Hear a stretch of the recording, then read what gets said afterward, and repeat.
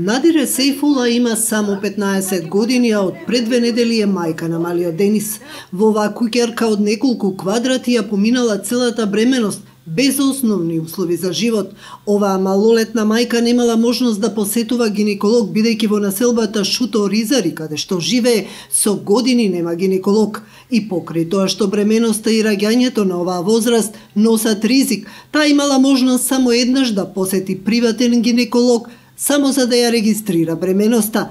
Надире се породила со царски рез и се уште не може да се опорави од тешката операција. Немав доктор. Кога отидовме тука во Џон Кенеди, платевме 600 денара и така отворив карта. Тој ти ја водеше бременоста? Не. Само еднашка бевме и не отидовме веќе. Се додека не се породи? Да. Сакаше ли да одиш на гинеколог? Да, сакав да одев. Ама многу сакаше да плаќаме и ние немавме пари за да одиме да плаќаме. И затоа тука отидовме, после насакам да знаам 2 пати бев, само месеците да ги гледам колку имав. Незината свекрва Рамизе Куртишовска вели дека во населбата е неопходен матичен гинеколог како за бремените, така и за постарите жени кои имаат здравствени проблеми. Рамизе раскажува дека сиромашното население нема можност да плаќа приватно за преглед, ехо како и за останати здравствени услуги, а трошок е превозот за да одат на лекар во другите населби. Сакаме да имаме никој женски доктори, не само за младите и за старите ни требат.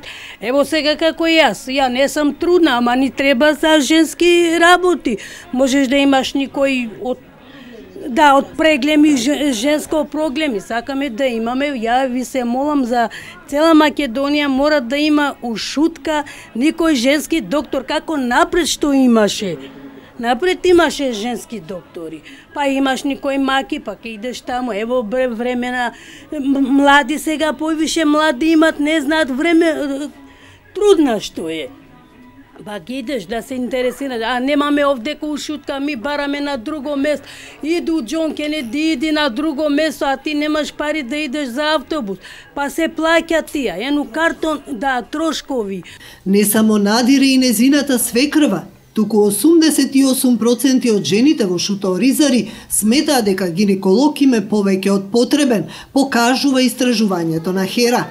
Тука најголемиот дел од луѓето живеат во голема сиромаштија, немаат основни хигиенски услови, а инфекциите се честа појава. Оваа бремена жена за 3 месеци ќе се породи, а само 2 пати била на приватен гинеколог бидејќи толку и дозволиле финансиските можности. Во Џон Кенеди се прегледувам кај приватен? Да, приватен. Зошто? Дека нема тука? Нема, па нема.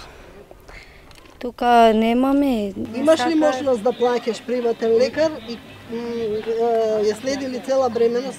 Само за ехо ми наплаќа 200 денара.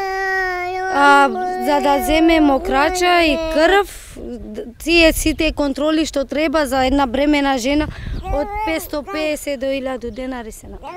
Можеш ли, имаш ли? Немам, не одам редовно. Еднаш, 2 пати бев и толку. Аида Мустафовска, која работи како обучено лице и ги едуцира жените за нивните здравствени права во периодот на репродукција и бременост, вели дека ситуацијата е катастрофална, а застрашувачки е што патронажните служби воопшто не ги посетуваат жените во текот на бременоста. Од истражувањата и анализите што ги направивме, како и исказите од жените, можам да ви кажам дека особено жените кои живеат во субстандардни услови се во многу тешка состојба, дури алармантна, затоа што во текот на бременоста, поради условите со кои се соочуваат, често се подложни на инфекции. Инфекции кои подоцна им штети и на жената и на бебето, така да тие жени прво немаат услови дома за лична хигиена, второ нема овде ординација каде што би имале можност да се излечат или да добијат некои медикаменти. На трета работа, тие немаат никакви финансиски средства за да одат до Битпазар, до Џон Кенеди, до Железара, до Чаир, секаде каде што има гинеколошка ординација или во амбулантите. Значи, чекаат моментот кога на вистина веќе нема каде, што се вели нож под грло, тогаш ќе се снајдат да отидат. И тоа е, например, едната законска регулатива што е за да земат социјална помош или за трето дете, е тоа што мора да посетат гинеколог. Таа обврска ги врзуваат, барем еднаш да отидат, за да бидат заведени и да имаат право да ги добијат тие бенефиции. Значи, овие жени се оставени, како да ви кажам, оставени се сами на себе. Ако се снајдат да отидат, ќе се снајдат. Ако не, тие чека, значи, последниот момент веќе кога нема каде за да се оди. Од друга страна, имаме и жени кои се во репродуктивен период, кои имаат гинеколошки проблеми, значи, не знам, инфекција, цисти, се сочуваат со разни проблеми. Жената и да нема проблеми, барем 2 пати годишно треба да оди на рутински преглед. Овие жени, значи, не можат ниту тоа да си го дозволат. Немаат никакви можности за тоа. Дури жени кои не се во толку лоша состојба финансиска, дури на нив патот до таму да одат и да се вратат им представува проблем. И тие чекаат кога веќе е алармантна ситуацијата, тогаш посетуваат гинеколог. Љатифе Шиколска вели дека преку иницијативата Мониторинг од заедницата 12 жени ромки зајакнати се репродуктивните права, а преку теренски посети секојдневно се едуцира локалното население, се детектираат проблемите. Жените ромки од заедницата пред 2-3 недели започнале со иницијатива за собирање на потписи за отварање на гинеколошка амбуланта во Шуто-Оризари. Тие вела дека интересот кај жените кои сакаат да го дадат својот потпис е голем, а петицијата ќе биде доставена до Министерството за здравство. Пред 2 недели невладината организација Амбрела во соработка со останатите невладини организации преди се ХЕРА започнавме една иницијатива во однос на проблемот со немање на гинеколошка ординација во Шуто-Оризари, бидејќи доскоро ја имавме, сега повторно ја немаме.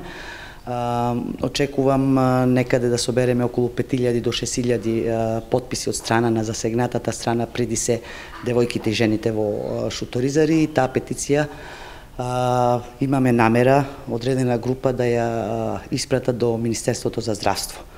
Ова не случајно го кажувам, бидејќи навистина состојбата во Шуто-Оризари е алармантна, имајќи во предвид дека во Шуто-Оризари живеат негде околу 15.000 до 20.000 девојки и жени и едноставно потребата е навистина голема.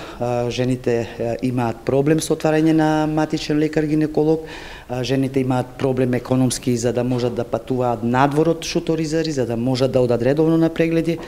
Меѓутоа, за жал, состојбата е таква каква што е, меѓутоа ние не се откажуваме од оваа иницијатива. Ќе продолжиме со други иницијативи и се надевам дека Министерството за здравство ќе најде решение и дека наскоро ќе започне повторно ординацијата во Шуто-Оризари. Општината Шуто-Оризари е најголема општина со над 22.000 жители. Се проценува дека во неја живеат над 13.000 жени во репродуктивен период, од кој најголемиот дел примаат социјална помош, немаат социјално осигурување и живеат во субстандарни услови. Во оваа поликлиника гинеколог нема од 2007 година.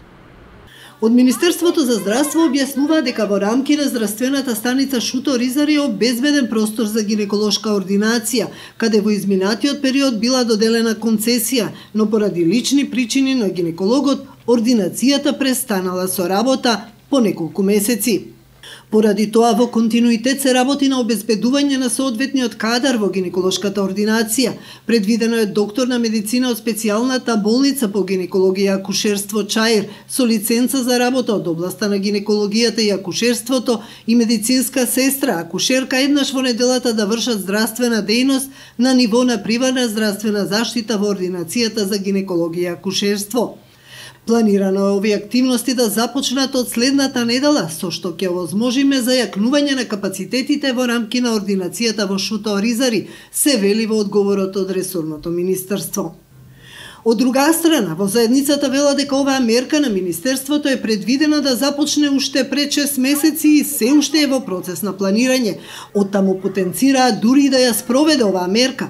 Ресорното Министерство не го решава проблемот за жените да имаат постојано пристап до матичен гинеколог во нивната општина. Докторот на медицина од специјалната болница по гинекологија и акушерство во Чаир, кој што би доаѓал еднаш неделно, нема да има капацитет да го покрие целото население и да биде постојано достапен за пациентките за да ја следи нивната состојба, ниту пак може да издава упати до останатите здравствени институции доколку жените имаат потреба од тоа, се вели во реакцијата. Нова ја посети општината Шуторизари, за да дознаеме дали има капацитет и расположение да помогнат финансиски за комплетно работење на гинеколошката ординација, но таму топката ја префрлаат во Министерството за здравство, иако пред известно време еден од советниците даде ветување дека општината ќе одвои 500 евра месечно за оваа намена. Треба прво да ги разгледаме законските рамки, дали ние можеме да финансираме таква активност, па потоа Советот да донесе одлука за субгрантирање на гинеколог кој би работел во оваа општина. Исто така сакаме да помогнеме финансиски, доколку изнајдеме начини и средства, меѓутоа мислам дека сепак пак најодговорно за оваа област и за отварање на гинеколошка ординација во општината е Министерството за здравство. Јас ке се заложам како жена баш да видиме во рамките на ингеренциите на Советот дали може Советот да финансира, да донесе одлука за финансирање за една таква активност. Но верувам дека во другите општини не е тој случај. Па зошто во една најсиромашна општина, како што е општина Шуторизари, каде што нема дотур на средства од даноци, на имоти, на закупи, на трговско делување и работење, и зошто баш една таква општина сиромашна со најмалку средства да мора и да финансира еден лекар. Со ова го изразувам мојот личен став дека за ова треба да се заложи повеќе Министерството за здравство.